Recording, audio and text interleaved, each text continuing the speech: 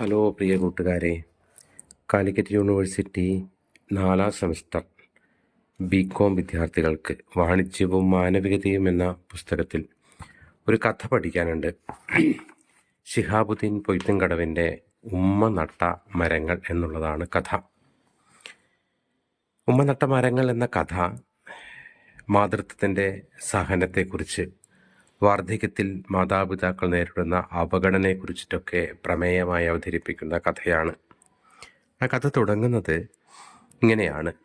ഉമ്മയുടെ ഖബറടക്കം കഴിഞ്ഞ് വീട്ടിലെത്തിയപ്പോൾ മനസ്സ് വല്ലാത്തൊരു ഭാവം പൂണ്ടിരുന്നു.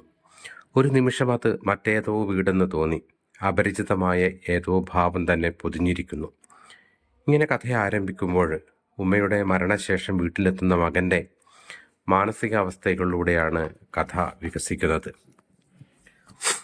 രോഗബാധിതയായിരുന്ന കാലത്ത് ഉമ്മ അനുഭവിച്ച വേദനകളും മക്കളിൽ നിന്നും മരുമക്കളിൽ നിന്നും അവർ നേരിട്ട കുറ്റപ്പെടുത്തലുകളും മകൻ ഓർത്തെടുക്കുകയാണ്. വാർദ്ധക്യ സഹജമായ രോഗങ്ങളാൽ ഉമ്മ കഠിനമായ വേദന അനുഭവിച്ചിരുന്നു. രാത്രികാലങ്ങളിൽ വേദന സഹിക്കാനാവാതെ ഉമ്മ ഉച്ചത്തിൽ നിലവിളിക്കുകയും ഏങ്ങലടിക്കുകയും ചെയ്തിരുന്നു. രോഗം കാരണമായി അവരുടെ ശരീരം വല്ലാതെ മെലിഞ്ഞ് ഒരു പക്ഷിക്കൂട് പോലെയായിരുന്നു. പഴയൊരു ചികിത്സയുടെ പാർശ്വഫലം കാരണം ഉമ്മയ്ക്ക് മരുന്നുകളോട് എന്നും ഭയമായിരുന്നു. ഗുളികകൾ കഴിക്കുമ്പോൾ വയറ്റിൽ തീ പിടിക്കുന്നത് പോലെയുള്ള പുകച്ചിൽ ഉമ്മയ്ക്ക് അനുഭവപ്പെട്ടിരുന്നു. പല്ലുകൾ ഇളകിയിരുന്നതിനാൽ പല്ല് തേക്കുന്നത് പോലും ഉമ്മയ്ക്ക് വലിയ വേദനയുണ്ടാക്കുന്ന ഒന്നായിരുന്നു. ഇങ്ങനെ വേദന കൊണ്ടുള്ള ഉമ്മയുടെ നിലവിളികൾ കാരണം തങ്ങളുടെ ഉറക്കം നഷ്ടപ്പെട്ടുവെന്ന് മരുമകൾ സാബിറ നിരന്തരം പരാതിപ്പെട്ടിരുന്നു. അസുഖം വന്നാൽ മരുന്ന് കഴിക്കാൻ കൂട്ടാക്കാത്ത വാശിയുള്ള തള്ള എന്ന് അവരെ മരുമകൾ പരിഹസിച്ചു. ഉമ്മയുടെ വസ്ത്രധാരണത്തെയും രൂപത്തെയും ബന്ധുക്കളുടെ മുന്നിൽ വെച്ച് പരിഹസിക്കുകയും അവർ ഒരുതരം അപശകനമാണെന്ന് കരുതുകയും ചെയ്തു. യാത്രകൾക്കും മറ്റും പോകുമ്പോൾ ഉമ്മയെ കൂടെ കൂട്ടാൻ ആരും തയ്യാറായില്ല. വീടിൻ്റെ അടുക്കള കാര്യങ്ങളിൽ ഇടപെടുന്നതിൽ നിന്ന് മക്കൾ ഉമ്മയെ വിലക്കി. അത് അവരെ വലിയ തോതിൽ മാനസികമായി വിഷമത്തിലാക്കുന്നുണ്ട്. താൻ കഷ്ടപ്പെട്ട് വളർത്തിയ മരങ്ങളെയും പക്ഷികളെയും സ്നേഹിച്ചപ്പോൾ ഉമ്മയ്ക്ക് നൊസ്സാണ് എന്നവർ കളിയാക്കി പരിഹസിച്ചു. ഉമ്മയ്ക്ക് സ്വന്തമായി നിറങ്ങളുണ്ടെന്നോ ആഗ്രഹങ്ങളുണ്ടെന്നോ മക്കൾ ഒരിക്കൽ പോലും ചിന്തിച്ചിരുന്നില്ല. സ്വന്തം വീട്ടിൽ തന്നെ ഒരു അന്യയെപ്പോലെയും ഭാരമായിട്ടുമാണ് ഉമ്മ അവസാന കാലത്തിൽ ജീവിച്ചിരുന്നതെന്ന് മകൻ ഓർക്കുന്നു.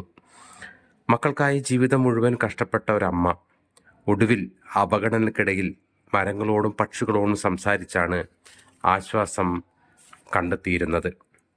ഉമ്മയുടെ വസ്ത്രധാരണത്തെയും രൂപത്തെയും പോലും പരിഹസിച്ചിരുന്ന മരുമകൾക്കും അവരെ വേണ്ടവിധം പരിഗണിക്കാൻ കഴിയാതിരുന്ന മകനും ഉമ്മയുടെ ആഴത്തിലുള്ള സ്നേഹം മനസ്സിലാക്കാൻ വൈകിപ്പോയി.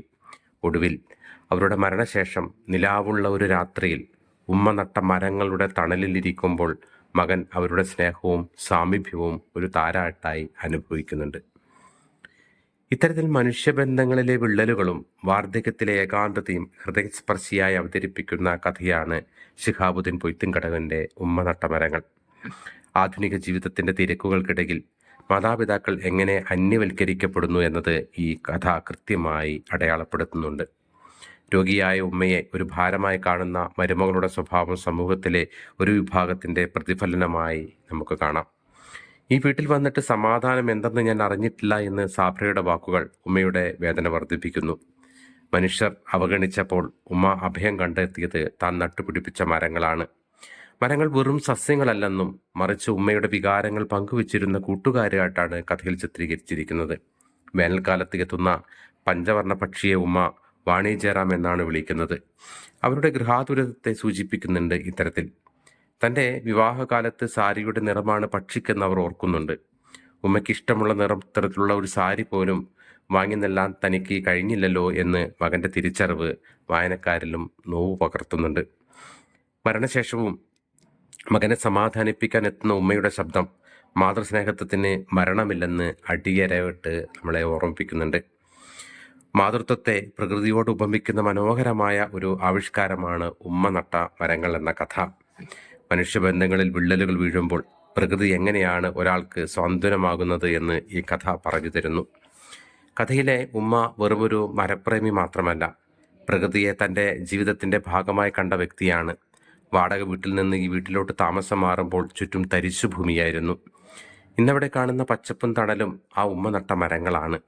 മക്കൾ അവരെ അവഗണിക്കുകയും അടുക്കളയിൽ നിന്ന് പോലും മാറ്റി നിർത്തുകയും ചെയ്തപ്പോൾ അവർ താൻ നട്ടുപിടിപ്പിച്ച മരങ്ങളോട് സംസാരിക്കാൻ തുടങ്ങി. മരങ്ങൾ തൻ്റെ വാക്കുകൾ കേൾക്കുന്നുണ്ടെന്നും അവയെ തൊടുമ്പോൾ മരങ്ങൾക്ക് സന്തോഷമുണ്ടെന്നും അവർ വിശ്വസിച്ചു. ഉമ്മയും പ്രകൃതിയും തമ്മിലുള്ള ബന്ധത്തിൻ്റെ ഏറ്റവും വലിയ അടയാളമാണ് വാണി ജയറാം എന്നവർ വിളിക്കുന്ന പക്ഷി. വേനൽക്കാലത്തെത്തുന്ന ആ പക്ഷിയുടെ നിറം തൻ്റെ വിവാഹകാലത്ത് ഭർത്താവ് വാങ്ങി നൽകിയ മൈസൂർ സാരിയുടേതാണെന്ന് അവർ തിരിച്ചറിയുന്നു. മനുഷ്യർ നൽകാത്ത പരിഗണന ആ പക്ഷി തനിക്ക് നൽകുന്നുണ്ടെന്ന് അവർ കരുതുന്നു. വെള്ളം കുടിക്കുമ്പോൾ ആ പക്ഷി തന്നെ നോക്കി ചിരിക്കാറുണ്ടെന്ന് അവർ മകനോട് പറയുന്നു. പ്രകൃതിയിലെ ഓരോ ജീവജാലവും അവർക്ക് പ്രിയപ്പെട്ടതായിരുന്നു. മരുമകൾ സാബിറ മരങ്ങളെ കാണുന്നത് പാമ്പുകളുടെ സങ്കേതമായിട്ടാണ്. ഉമ്മ മരങ്ങളോട് സംസാരിക്കുന്നത് ഭ്രാന്തായാണ് അവർ തോന്നിയിരുന്നത്. എന്നാൽ ഉമ്മയ്ക്ക് ആ മരങ്ങൾ മക്കളെ പോലെയായിരുന്നു. മക്കൾ തന്നെ വേദനകൾ മറക്കാൻ അവർ മരങ്ങൾക്കിടയിൽ ഇറങ്ങിച്ചെന്നു. വീട്ടുപറമ്പിലെ പക്ഷികൾക്കായി അവർ ചട്ടികളിൽ വെള്ളം നിറച്ചു വെച്ചു. മക്കളാൽ തിരസ്കരിക്കപ്പെട്ട ഒരു വൃദ്ധയ്ക്ക് പ്രകൃതി നൽകിയ ആശ്വാസം ഈ കഥയിൽ വളരെ ആഴത്തിൽ ചിത്രീകരിച്ചിരിക്കുന്നു. ഉമ്മയുടെ മരണശേഷം ആ പറമ്പിലെ മരങ്ങൾ വെറും മരങ്ങളല്ലെന്നും മറിച്ച് ഉമ്മയുടെ സാന്നിധ്യമായി മാറുന്നുണ്ട്. ഉമ്മയുടെ നൈപുണ്യം അല്ലെങ്കിൽ ഉമ്മയുടെ കൈപുണ്യം ആ മരങ്ങളിൽ വിരിഞ്ഞ കന്നിമാങ്ങകളിൽ പോലും ഉണ്ടെന്ന് മകൻ ഓർക്കുന്നുണ്ട്. അവസാനം നിലാവുള്ള രാത്രിയിൽ മകൻ ചാരുകസേരയിൽ ഉമ്മയുടെ ഗർഭപാത്രത്തിൽ എന്ന പോലെ ചുരുണ്ട് കിടക്കുമ്പോൾ ഉമ്മ നട്ട മരങ്ങൾ കാറ്റിലൊലിയുന്നത് ഉമ്മയുടെ താരാട്ടായി അയാൾക്ക് അനുഭവപ്പെടുകയാണ്. പ്രകൃതിയുടെ ആ തണലിൽ സത്യത്തിൽ മാതൃത്വത്തിൻ്റെ തണൽ തന്നെയാണെന്ന് നമുക്ക് ബോധ്യപ്പെടുത്തുന്നുണ്ട്. പ്രകൃതിയെ നശിപ്പിക്കുന്ന മനുഷ്യർ സ്വന്തം വേരുകളെയാണ് ഇല്ലാതാക്കുന്നതെന്ന തിരിച്ചറിവ് ഈ കഥ നമുക്ക് പകർന്നു നൽകുന്നുണ്ട്. ഉമ്മ നട്ട മരങ്ങൾ ഉമ്മയെ പോലെ തന്നെ സ്നേഹവും തണലും നൽകുന്നവയാണെന്നും മനുഷ്യർ നൽകുന്നതിനേക്കാൾ വലിയ സ്വാതന്ത്ര്യം പ്രകൃതിക്ക് നൽകാൻ കഴിയുമെന്നുള്ള വലിയ സത്യം നമ്മളെ ബോധ്യപ്പെടുത്തുന്നുണ്ട് ശിഹാബുദ്ദീൻ പൊയ്ത്തുംകടവിൻ്റെ ഉമ്മ നട്ട മരങ്ങൾ എന്ന കഥ. Okay, thank you.